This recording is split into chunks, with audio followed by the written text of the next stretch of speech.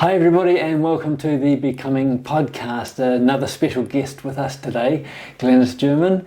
German is enough. Okay, let me start again. Don't worry, I get called everything. I'll answer to anything. Literally. Okay, I've been called Whiskey, Inez. The best was Grimace. Oh my gosh, I loved that. Okay. So call me anything. So Germaine, but it is German. German. Okay. So yes, welcome to the Becoming podcast. A very special guest with us today, Glynis German, and sharing about the impact that she has on our community around here in Mallorca and further afield. And I've known Glynis now for a while, and she's helped me with a number of different areas in my training. So Glynis, welcome. Hey, lovely to have you here. It's great to be here. Yeah. It's a nice little setting, and of course being with you is a nice energy. Thank you. I only hang out with people I like. That's good. So if I haven't seen you for a while, that's because I don't like you. Yeah. Now I like people. The summertime and you're flat out busy with all the things that you're doing. I So know. tell us, what do you do? Oh my gosh, where shall I start? How long have we got? I know. I'm a celebrant. I would say that I do celebrancy. And what is that? So it's the ceremony, basically. So what I do is ceremony. I am totally fulfilled doing ceremony. I can do weddings, renewal of vows, baby blessings, entering into parenthood, motherhood, fatherhood, whatever, and of course celebration of life funerals. So I've been known to do ceremonies for the opening of a music festival. I've done ceremonies for fourth year of the Spanish high school system who were either leaving the fourth year and transitioning into the baccalaureate, or they were leaving altogether, or they were going on to do some kind of, what do we used to call it in the UK? Apprenticeship. Oh, right. So I've done any number of ceremonies. That's one part of my work. My other work is death education, death awareness. So I work as an end-of-life doula. I'm a funeral planner. I've got a death festival. I facilitate death cafes. I'm a bit of a weirdo. So that's me in short. And I'm mother to two beautiful young men. Yeah. That's my fulfillment in life. Fantastic. I mean, that part of it there, working with death, is something that I resonate with as well, very much, and bringing people's awareness and changing their mentality. And we were at a death cafe that you were holding yesterday, which was wonderful. They're great fun, aren't they? People, I feel sorry for people that they don't realise that actually when you leave a death cafe, you feel better than when you got there. So for people like us, we're just, I like to say curious, but we're really nosy. Yeah. Because, I mean, you do a lot of work anyway with the whole idea of the ancestral legacy. And so nothing surprising really. Well, there's still lots of surprises, but coming out of a death cafe after tea and cake and having a good old listen, because we can either hear people in their most vulnerable of moments or their most curious of moments, but just gathering together, man, everybody should go to a death cafe. They are great fun. I think so. The knowledge and the stories and the feelings and the emotions there, but it's not all sadness though, is it? No, there's a lot of other emotions going on. And I think and this is what one of my sort of goals to try not to force people to understand, because I'm a forceful character and I do recognise that. But I'm trying to invite people to understand. Feelings are there. And I'm seeing a lot of this whole idea of suppressing the feelings when it comes to death of a loved one. And actually, I always wanted to be Indigenous. In actual fact, our Indigenous ancestors were the Taino people who are no longer here. Because just to respond in that way of feeling is so much healthier than just tapping it down. So we've got a fashion for direct cremations, which is to send the body to be, not so much here in Spain, but definitely in the UK. So I've got a lot of colleagues in the UK who are facing this. So direct cremation is send the body to be cremated, nobody's in attendance, and that will hopefully help the pain go away. No, it will be there somewhere else in your life. Yeah. So feeling is great, and I always say vulnerability is like a superpower. When we can contact and connect to our vulnerability. Yeah. Wow. Yeah. What strength. You've seen it in your work. Yes. I'm seeing it in my work. It's wow. Yeah. And I think it's a thing at the moment where people generally, it's a quick fix situation. Yeah. They want to get it out of the way and get back on with their lives, as if it didn't really happen for a number of people. Yeah. And how sad, because life is storytelling. Yes. And you come from a tradition, an island where storytelling is crucial to understanding and to moving forward. Yes. And there's so much to learn if we were just to connect. But this Western obsession of tapping it down. Yeah. Yeah. And then we see the mess in unresolved grief, in mental health issues, which are every time more and more. And I do think there is a lot of unresolved grief that is affecting us, or even the family constellation of being handed on to the next generation because it hasn't been cleared in that generation. Yeah. Oof. Yeah. It is, the problem is getting bigger. It is been blown, people are allowing it to blow it out of proportion really in a way that's there.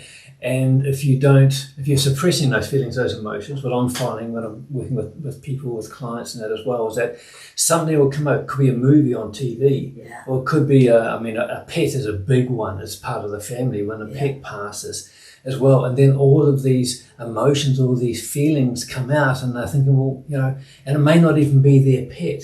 Exactly. But this has been what's building and building and building. Yeah. Really. I see that in the funerals, because I would have been working previous to the moment of the funeral ceremony, with the family, with the close direct family, and then I'll be there holding ceremony, holding space for the funeral, and there'll be other people who would have come as mourners, and often they're not closely related, but I see the power, the healing powers of ceremony is if I see them showing emotion, feeling emotion, going through emotion, I'm like thinking, phew, thank you. Yes, yeah. Because it's being moved, because the only two guarantees in life, one is death, we're all going to die, get used to it. Yeah. The other is change. Yes. So feelings do change. Yeah. And I know that when my mother passed in 2022, that year was a challenging year for me, but it was a year of growth into acceptance, into more self-love, into understanding, etc., etc., etc. But still, I had to go through it. And it's not nice. The uncomfortable bits are uncomfortable. Yeah. But it's like birthing. I've been blessed to birth 2 boys, and I had natural births for them. And I'm not going to lie, it hurts. Yeah. Of course it hurts. Yes. But there's an end in sight, because it doesn't hurt forever. No.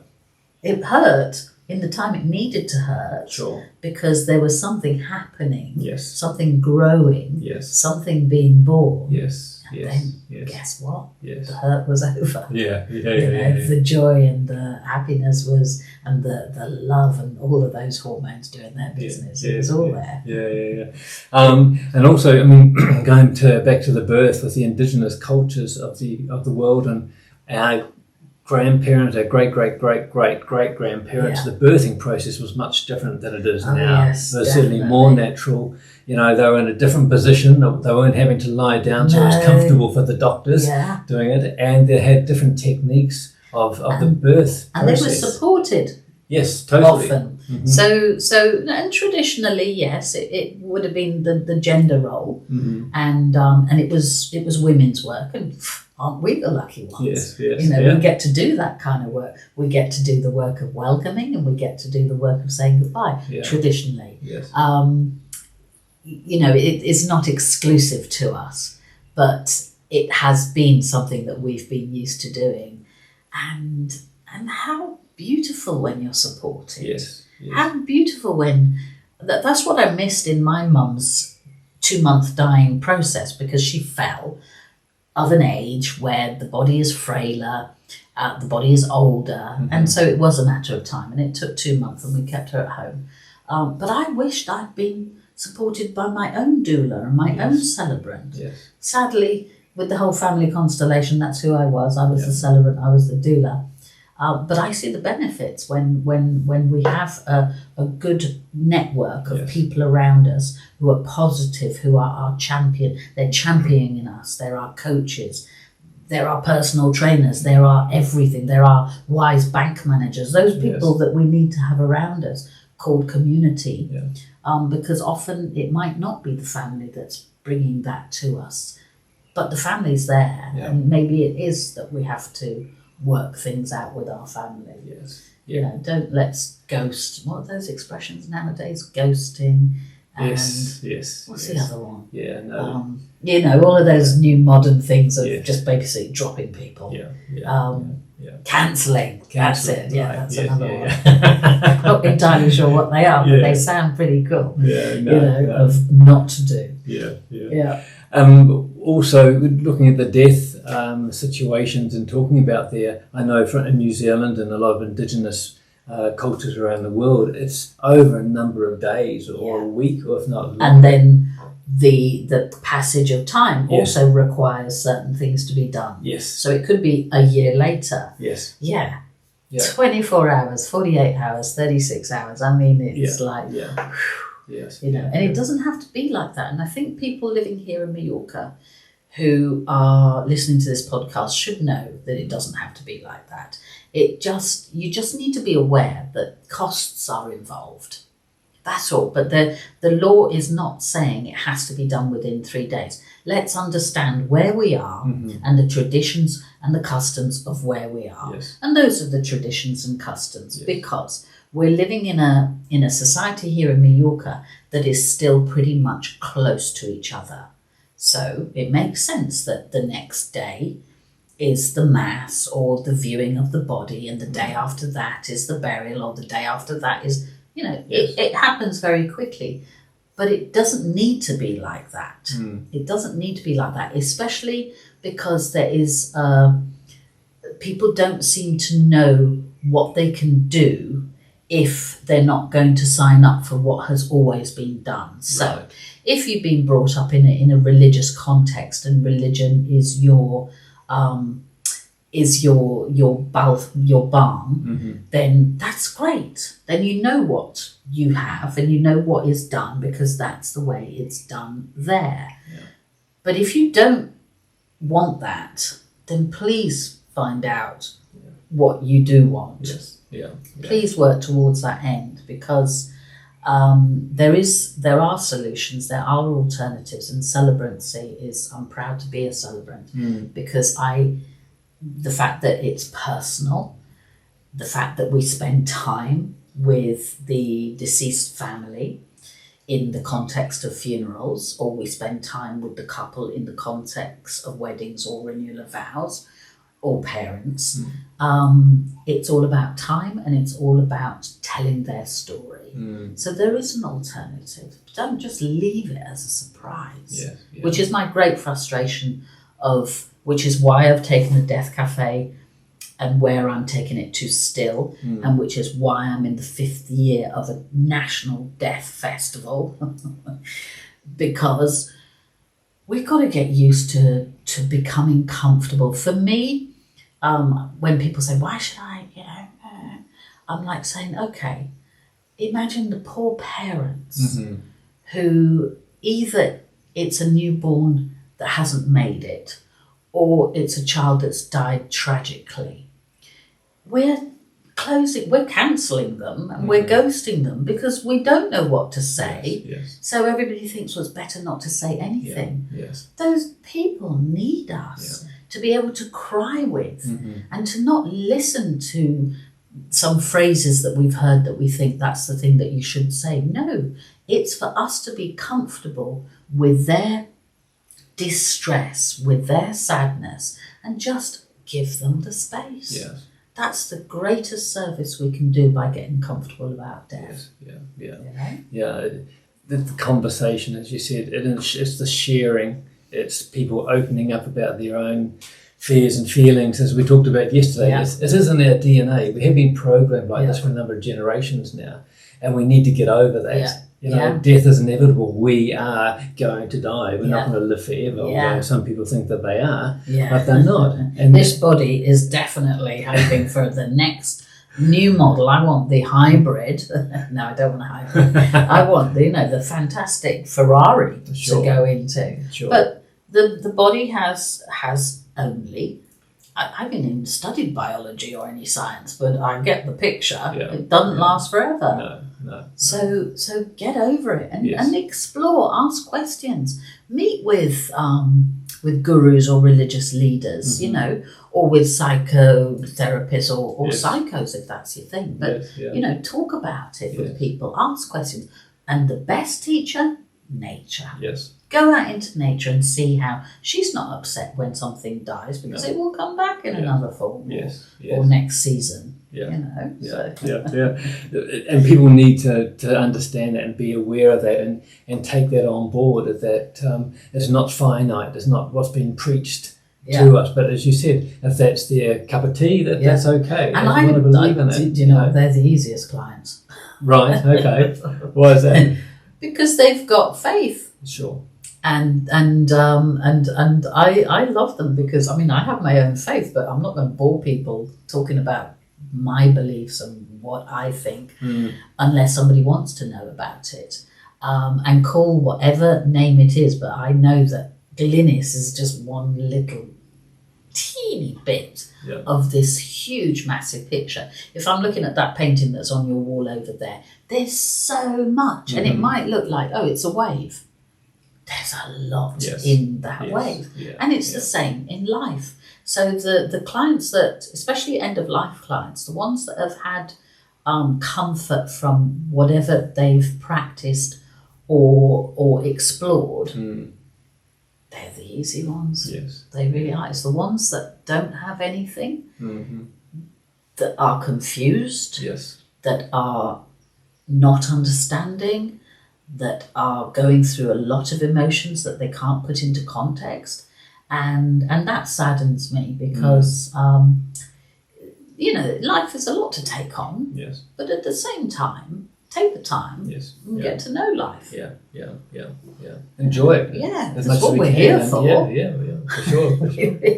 So, talking about this, but how did it start? How did you get into death? into death, but not only death, it's about ceremonies, and I love the ceremony side of things. I love ceremonies, whether it's a full moon ceremony or another ceremony, and this is why working with you and the celebrant in my training. And you're going to be a great celebrant. I've realised because. So how did I get into it? I was blessed. This life, I must have done really good karma because this life has been a big blessing. Because I was born to the parents I was born to. I picked awesome parents. They are amazing, and they live on, even though they both left their physical bodies. Dad 12 years ago, Mum 2 years ago. 2 years ago. So. And they were both very different because Mum was Jamaican and Dad was Welsh. Dad was a proud Welshman, and Mum was always searching for God in religion because that's the Jamaican experience. And luckily she found God elsewhere. So I'm eternally grateful for that. But what I loved about my parents was that no subject was off limits. No subject was taboo, and that included death. Right. So there was very much a non-dramatic approach to death, because there was that acceptance of it was inevitable and we were all going to die. So I remember when my grandmother died, there was there was more happiness than there was sadness, and I think it was because they had a very profound understanding about the continuum of life. of the fact that this body is what dies, but what drives this body is eternal. Yes. So I've been blessed to have that background. Right. And so when Celebrancy found me, which was just the best story, I had the most wonderful job. And by the way, if anybody wants self-storage, go to Planet Space, because that was my last wonderful job. And I had made a decision to myself that as an employee, I was going to finish being an employee, but at the most wonderful job. Yeah. So Planet Space ticked all the boxes of being the most wonderful job I've ever had. And I've had a lot of jobs, and I've enjoyed every one of them until it came to the part where it was time to move on. Right. I think that's because my Welsh dad, who was an educator, would come home and say, well, that's another job gone, because he would lose his job quite frequently because he was a pain in the bottom Welshman with an opinion. A great man. So I would meet a lot of people in my proper job, which was selling storage and boxes. But somehow somebody that met me there, knowing that I had that job, recommended me as a celebrant, which to this day is the most curious thing that was meant to be. Yeah. Because she recommended me to a mother the godmother of her son had died, but the church didn't have a ceremony to replace said godmother. Okay. But the mother wanted a godmother for her son so he could continue with having that figure in his life. So this woman that I would meet networking, Joanna Walton, my hero, flowers, she's a florist in the wedding industry, and she recommended me to do this ceremony, which I came up with in 5 minutes with another friend whilst we were on the beach. But I said yes, as it's my habit to say yes to everything. I'm learning to say no occasionally. And I did my first ceremony, and I remember and it was only going to be 12 of them. So there was the boy, the new godmother, the parents, the grandparents, and then siblings and some other relevant people. So I was waiting for them, and the chairs were arranged 6 and 6, and I'd made the booklets of the ceremony. And I always like to bless people with qualities. You know, what is somebody like? Are they happy? Are they patient? Are they tolerant? Are they generous? Are they loving? Are they caring? Are they peaceful? So I'd written qualities, 12 different qualities on the back of these little booklets that I'd prepared. And in my head, whilst I was waiting, I was thinking, so who am I going to have there? So I started to seat who I knew were coming. So I was going to have the boy, the godmother, the parents, the siblings, I had it all in my head, and I changed it a few times. And I thought, no. So when they all arrived, I told them where they were all sitting, and they picked up the booklet, and I said, oh, by the way, turn around the book. There's a gift on the back, and that's a quality that you're blessed with for today. And they all related to the quality they had. Yeah. And it was absolutely beautiful. But after the ceremony, I was like, I was born to do this. Everything of leading up, and this is my mid-40s that I'm, 2011, hang on, I'm lying. Well, okay, so I was, Close enough. Yeah. It's actually close enough to 50. I was, I can't remember what I was going to say, but it was just like everything that I did. I did my degree in drama and then changed it to do drama in Spanish. I loved reading in assemblies at school when I was growing up. I loved drama. I loved music.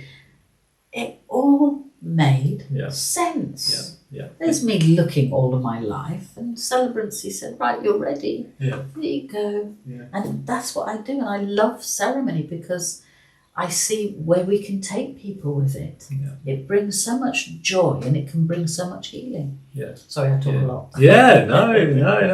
That's wonderful. It's a wonderful way to get into it. You didn't really have time to think or to worry about what was going on. No. You were just really thrown in. Yeah. And it came naturally. Yeah. And every year, at the end of every wedding season, I always make the promise to myself to be better next year.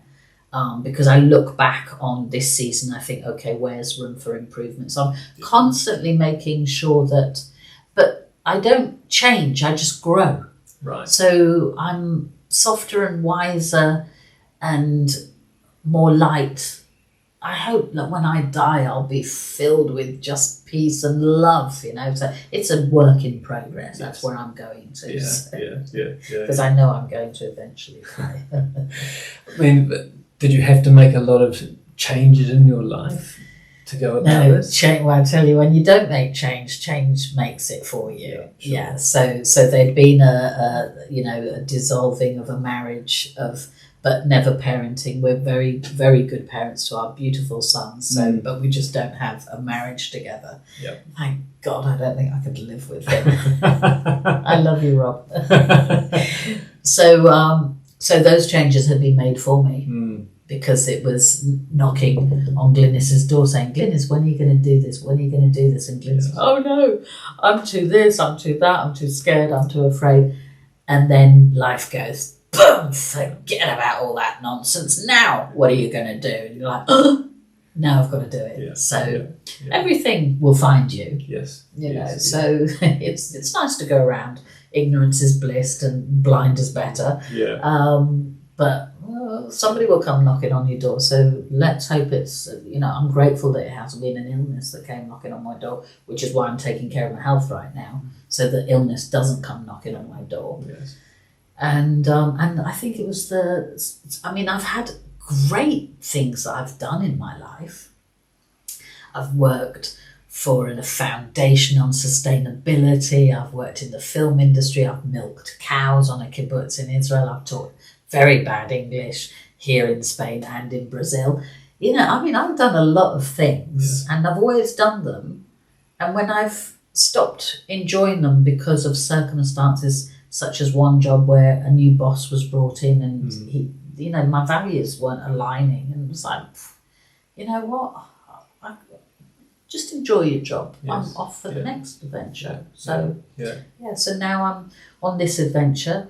I'm training to deliver doula training with a British organisation because I'd love to bring end-of-life doulas to Spain. Mm-hmm. So that's what I'm doing. That's the next stage. Mm-hmm. What is a doula? Can you explain? So there's birth doulas and death doulas. And it's nothing new. Nobody's invented the wheel. Yeah. The wheel was invented a long time ago.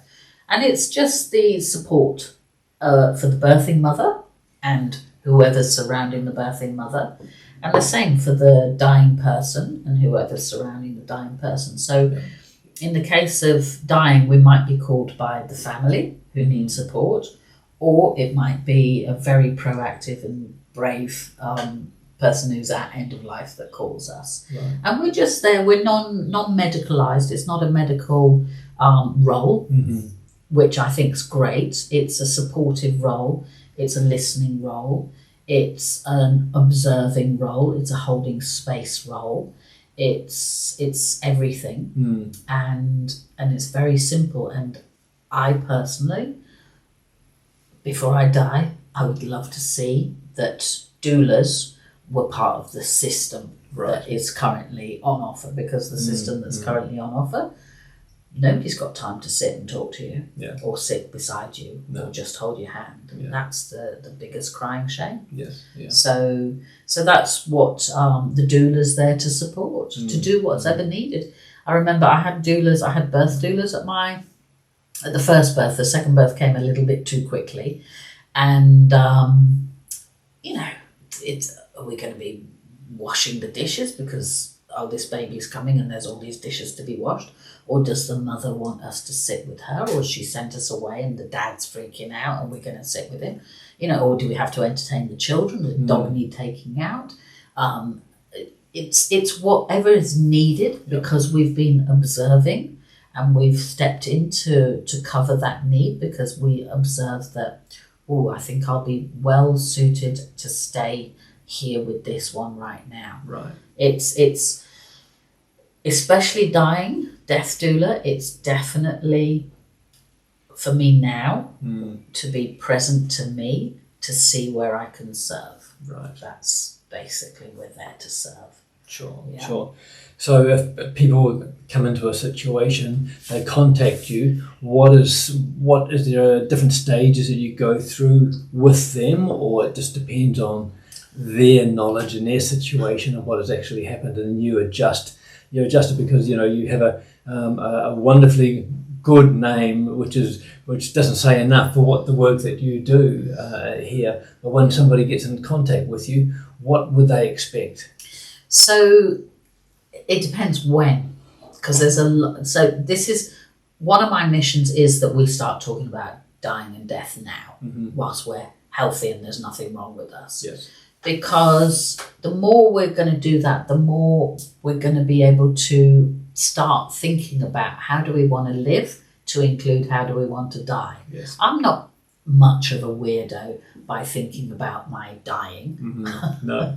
I think it's quite healthy that, and I'm not going to oblige my sons, but I imagine a future that my sons want to be with me. Yes. Because we have that kind of relationship.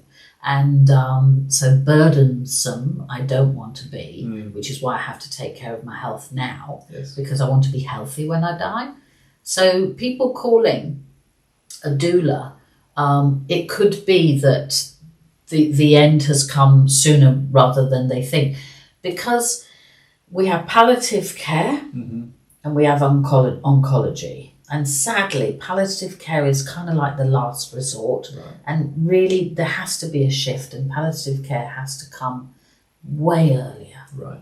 Because sadly, there's a lot of talk around some kind of hope when it comes to treating an illness, that it doesn't only need to be hopeful, but it needs to be addressing everything, so that if there is nothing left to do, you don't tell the family in the last hour. Yes. Yeah. Because obviously that means that the person is actively dying. They're coming to the end, and then you've decided there's nothing left to do. You've got to have these conversations a long time before. Yeah. But I think people who call a doula have already put a lot of thought behind that. Sure. And so they would have started to inform themselves. They would have started to looking at what are the options. Yeah.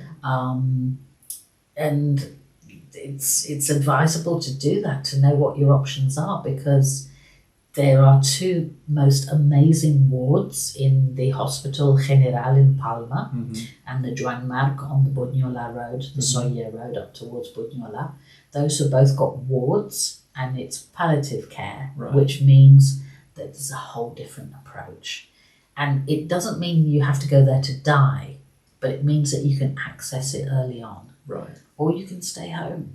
But if you don't know that, then you don't know that you can call a doula as well. Yes. It's birthing mothers, it's the ones who've investigated, who are curious enough to say, well, I'm not sure I want to go to a hospital and then there's a shift change, and I saw this lovely midwife and now it's another one that, the ones that are saying, but I wonder what's involved with a home birth. And then if you have a pretty stress-free pregnancy and there's nothing wrong in the pregnancy, well, stay home. Yes. It's a lot easier. Yeah. Don't have to pack suitcases and bags, and you're in your own space. Oh, thank the Lord for that option. I was very happy to discover the midwife on this island 30 years ago. Yeah.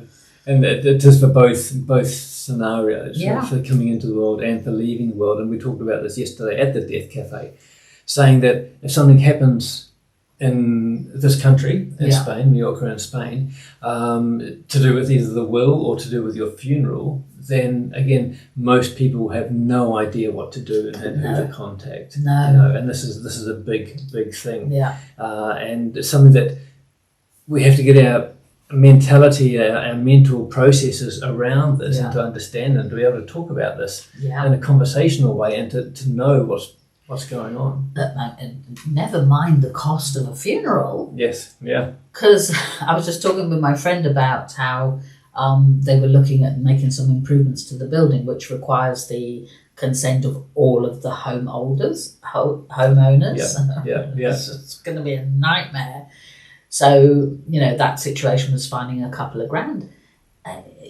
If you haven't got that money, yes. So how much does a funeral cost? Start informing yourself. Yes. Start Yes. investigating. Where can one die? Yes.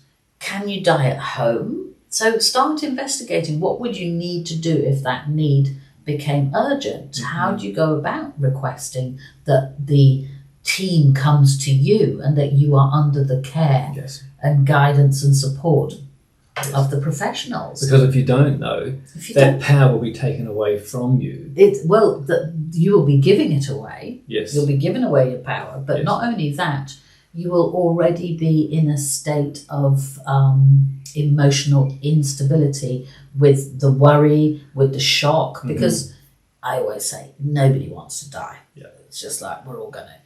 So it does come as a shock. Yeah. I remember when I went upstairs to say goodnight to my mum, and she'd gone, and I was laughing because I was like, really? She was in the process, she was dying, but it was still this like, you've gone? Like, hang on a minute. And that's being completely in the awareness that it's happening. Yeah. So when it comes without that awareness, when it comes in shock, Yes. it's a lot to take on, and the mind is all over the place. Yeah. So having, and even, the birthing doula has a plan. So who gets the plan? Hubby, Yes. or partner, or mummy, or whoever is the other person going to be bringing up that baby if there is one. Yeah.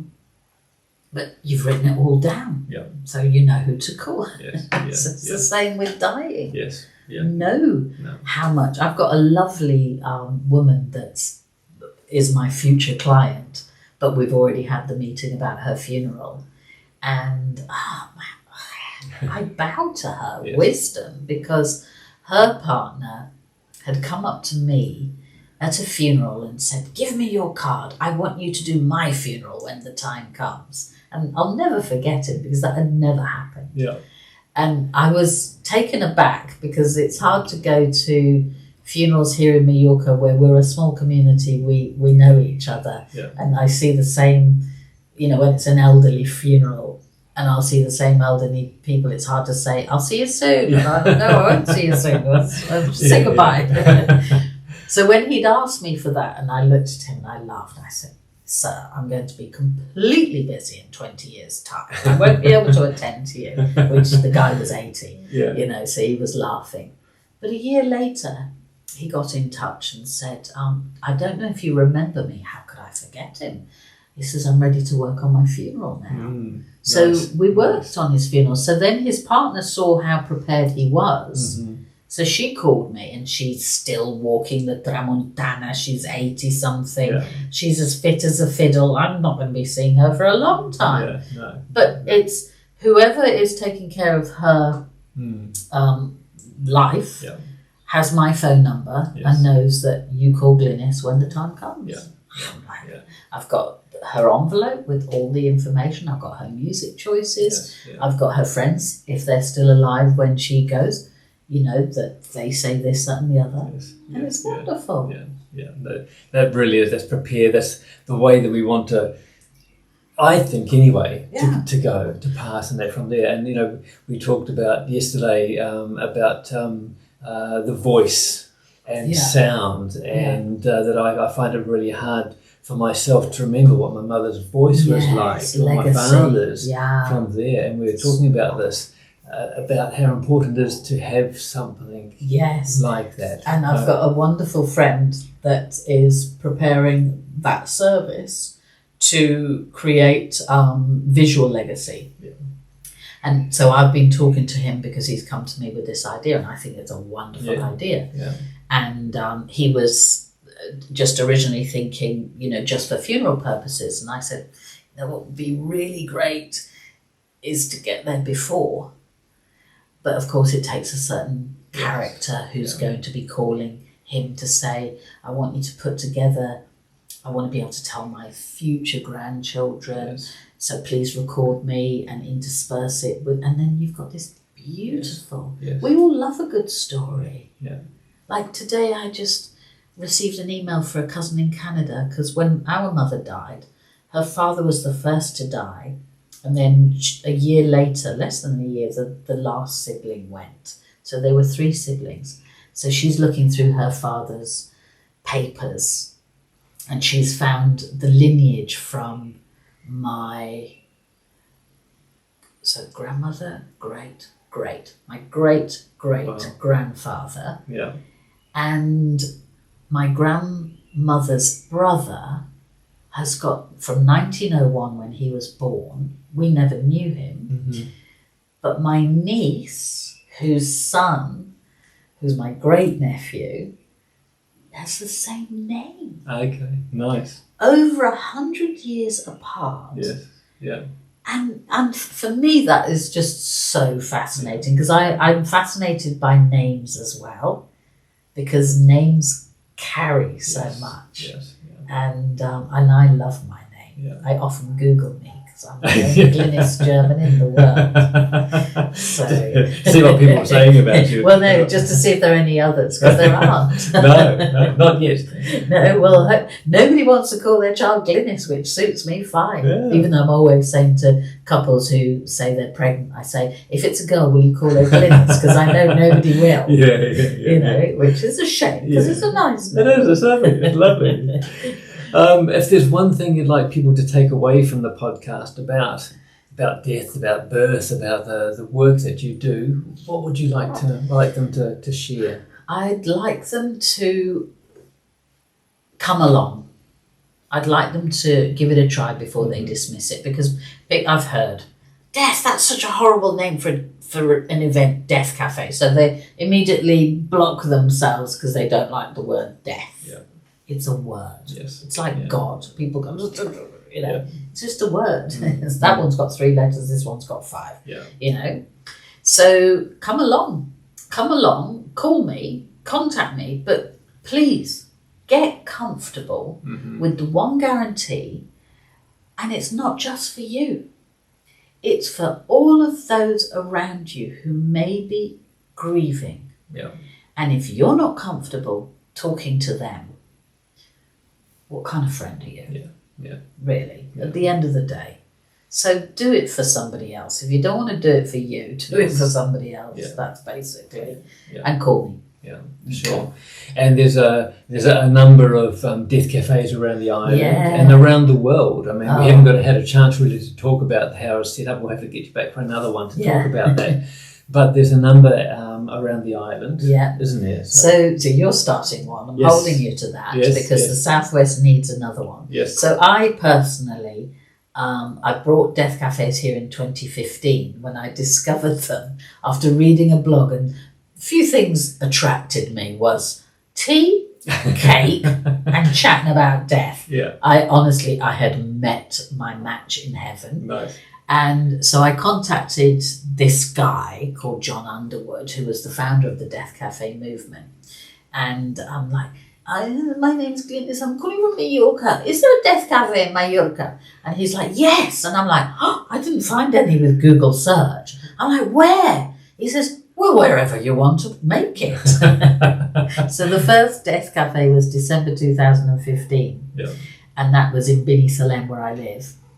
And now we have death cafes in Bini Salem, in Inca. So those are in Spanish. In Dea, that's in English. I have online for Spanish-speaking health professionals. So it could be volunteers in palliative care. It could be medical staff, doctors, nurses, or workers in hospitals. It could be doulas. It could be celebrants. It could be people in the funeral industry. But that's an online one I've got going as well every month. And then the English one in Palma in Son Espacios Hospital once a month as well. Plus, I have got, how many colleagues in Palma? There's 4 death cafes in Palma. There is death cafes in Esporlas. These are all in Spanish. Mm-hmm. And there's death cafes sometimes in Sepúlveda.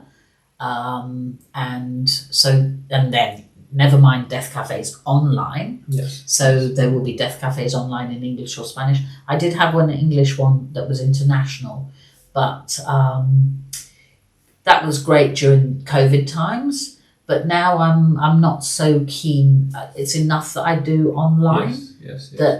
I do twice a month. We offer the professional health worker one. Right. I do one, my colleague does the other, but it's enough. Right. So, and I think, COVID was great. We all got to spend time on Zoom and online. Yes. But, let's get outside and hug each other. Yeah. And it's not all about humans. Yeah. No. It's also about animals and that as well, isn't it? Oh, yeah. And then there's Animal Deaf Cafe. So hopefully one of our friends, our new friends, will start an Animal Deaf Cafe, because that would be great, because there's a whole different, there's a lot of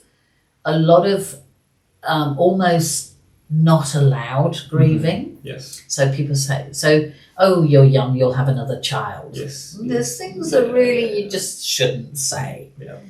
And it's the same with pets. We don't know the extent of that relationship and the meaning behind that relationship. So be just a little bit more compassionate with people's grieving. 2 days off if you're lucky from work.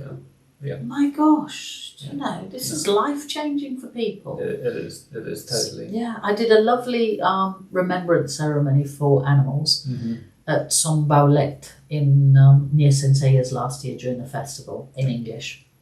It was great fun. And an open day at the funeral place in Inca in English. That was great fun. So we'll be doing those again this year. Excellent. October. Yeah. Glynis, thank you. Yeah. It's wonderful having you here.